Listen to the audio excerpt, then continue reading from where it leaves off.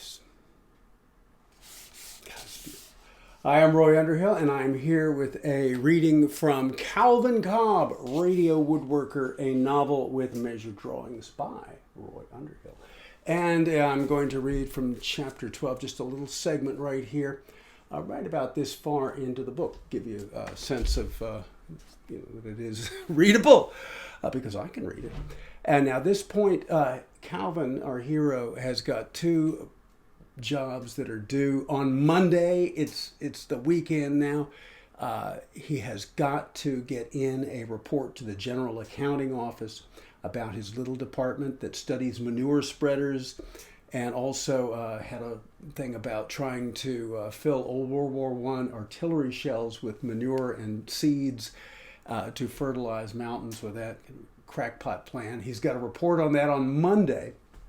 He also has lucked into a chance to get his own woodworking radio show, and he's got to come up with a script by Monday. So he's got these two demands on him. And boy, so this is about his struggle in writing. He's gone to the restaurant, the Capitol Cafe. It's Washington, D.C., 1937.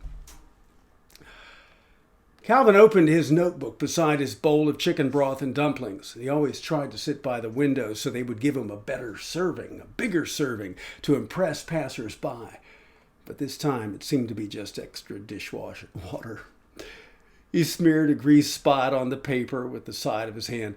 The dreams he'd had to mean something. He pulled back the bandage on his hand, expecting to see that the gash from the Stanley 45 had been magically healed by the old black man's wonderful jam-of-the-fence tobacco. But the cut was still red and weepy.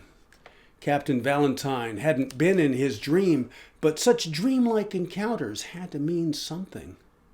He stared out the window across the street at Ford's Theater. Lincoln was in his dream. Lincoln the rail splitter.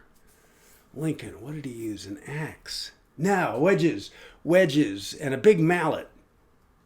Calvin shook out his pen and wrote on the top of his page, "With mallets towards none." Now that deserved a cup of coffee. At the next table, a bearded man in a knit watch cap and plaid flannel shirt worked his way into a huge mound of mashed potatoes, the man's lack of teeth requiring exaggerated chewing motions. The man's watery eyes gleamed with pleasure as he processed each mouthful and primed his fork with the next load. Calvin looked back at his page and wrote, "The young man was tall and angular as a hornbeam tree, the same material from which his wedges, unsplittable wedges, were carefully crafted." He looked up and realized that he could hear the man gumming those mashed potatoes. The man's plate was mounted higher than ever. How could there be more mashed potatoes? Calvin tilted his own empty bowl, made himself smaller, and stared at his page. But the yap, yap, yap of the mashed potato man gripped him. He folded his notebook, paid the bill, and left. As he approached his office at the old post office building, he could feel the GAO report just waiting to whack him with a rolling pin for being out so late. Climbing the stairs, the whole idea of Lincoln the rail splitter seemed stupider with every step. Agricultural Engineering had published a half-dozen bulletins scorning split rail zigzag fences. They wasted land with every zig and zag and weed-filled jam of the fence. Besides, nobody split rails anymore. Soft voices came from the machine room. He stepped quietly past the windows, slipped into his own office, and eased into his chair.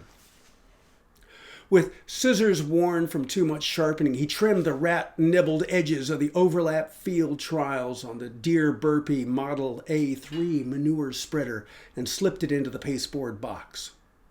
The GAO audit required everything going back to April 1934, and through the afternoon he worked backwards through his files. In the bottom drawer, he found his original presentation to the Naval Ordnance Bureau in Norfolk, Virginia, on the reduced bore erosion predicted if wood-cased reforestation shells were used as practice rounds in the Navy 14-inch gun. He tossed it in the box with the other papers. That trip to the Navy base with the commander had been a hell of a humiliation. The captain of the West Virginia politely allowed the commander to make his case, but just as politely refused to allow their shit shells on board his vessel. Calvin and Linda had followed dutifully along behind the commander, carrying tables that showed how to convert the lightweight reforesting shell trajectory into the arc of the standard 1,600-pound armor-piercing shell. The sailors on the battleship hid their smart-ass comments from the commander and from Linda. Their military bearing demanded respect, but Calvin, he was fair game.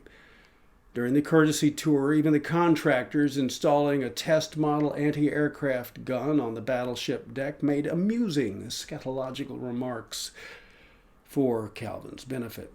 He tried to ignore them by concentrating on the beautiful sweep of the teak splinter deck, contemplating that the Bofors gunners, should they ever have to use this new weapon in a last-ditch defense against torpedo planes or dive bombers, would do so with their butts cupped in plain old John Deere iron tractor seats.